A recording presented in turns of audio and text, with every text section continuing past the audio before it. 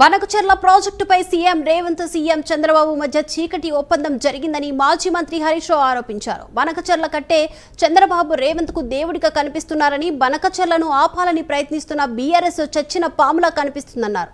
బాబు కోసం, బనకచెర్ల కోసం CM Revanth Reddy bag man గా మారిపోయారని కూడా తీవ్ర విమర్శలు చేశారు. టెక్నికల్ గా ఆయన కాంగ్రెస్ సీఎం అయినా ఆయన మనసత్తా అక్కడే టీడీపీ, బీజేపీ పైనే ఉందన్నారు. 2024లో ప్రజాభవన్ వేదికగా రేవంత్ రెడ్డి, విజయవాడ వేదికగా ఉత్తమ్ కుమార్ రెడ్డి గోదావరి బనకచెర్లకు పచ్చజెండా ఊపారని హరీష్ రావు ఆరోపించారు. ఈ బొంకుడు రాజకీయాలు బంద్ పెట్టు. రేవంత్ రెడ్డి గారు నాడు బాబు కోసం బ్యాగులు మోసి బ్యాగ్ మ్యాన్ గా పేరు తెచ్చుకున్నాం. నేడు అదే బాబు కోసం, బంకచెర్ల కోసం బొంకు మ్యాన్ గా మారిపోయినావు. నువ్వు బొంకుతా ఉన్నావు, అన్ని నిజాలు మాట్లాడతలేవు. నువ్వే చెప్పినావు. అయినా ఏం చెప్పినావు నువ్వు? నా స్కూల్ బీజేపీ, నా కాలేజ్ తెలుగుదేశం, నేను ఉద్యోగం చేస్తున్నది కాంగ్రెస్ పార్టీలో అని నువ్వే చాలాసార్లు చెప్పినావు మిస్టర్ రేవంత్ రెడ్డి. ఇలా నువ్వు టెక్నికల్గా కాంగ్రెస్ ముఖ్యమంత్రి, కానీ నీ హృదయం అంతా కూడా ఇంకా అక్కడనే ఉన్నదని ఇలా అర్థమవుతా ఉంది రాష్ట్ర ప్రజలకు.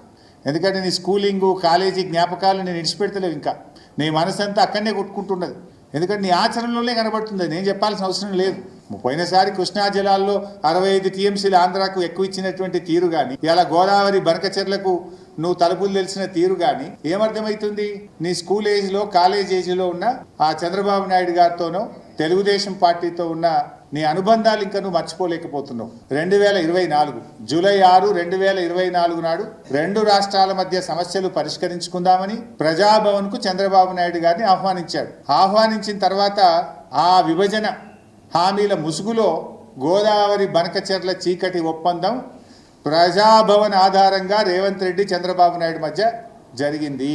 ఎందుకంటే జూలై 6, 2024 నాడు ప్రజాభవన్లో రేవంత్ రెడ్డి, చంద్రబాబు నాయుడుల మీటింగ్ జరిగింది. ఆ తర్వాతనే ప్రాజెక్టు పనులు స్టార్ట్ అయినాయి. రేవంత్ రెడ్డి గారు అదే రోజు ప్రజాభవన్ వేదికగా తెలంగాణ నీటి హక్కులకు మరణ శాసనం రాసిండు రేవంత్ రెడ్డి. ఆ తర్వాత ఏమైంది? జూలై 6, 2024 రేవంత్, చంద్రబాబు కలిసింది.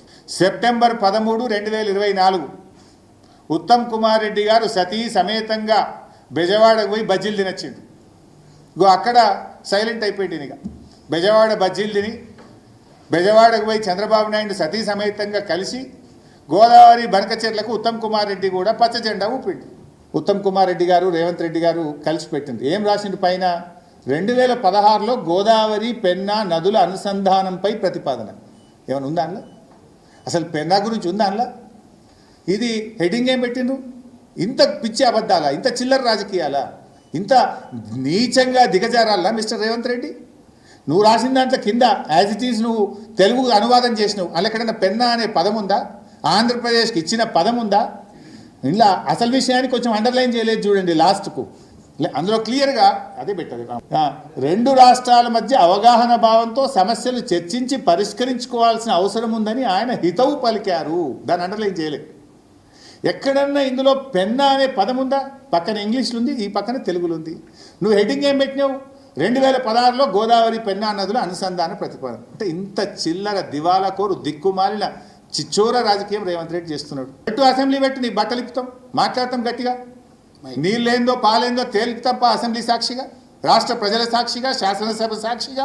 ఎవరు అబద్ధాలు మాట్లాడుతుండ్రో, ఎవరు నిజాలు మాట్లాడుతారో మాట్లాడదాం అసెంబ్లీలో. గోదావరిలో 1000, కృష్ణాలో 500 జాలు అని గొప్పలు చెప్పిన రేవంత్ రెడ్డికి మిగులు జలాల్లో కూడా తెలంగాణ వాటా ఉంటుందని బీఆర్ఎస్ పార్టీ ఆయన జ్ఞానోదయం చేసింది.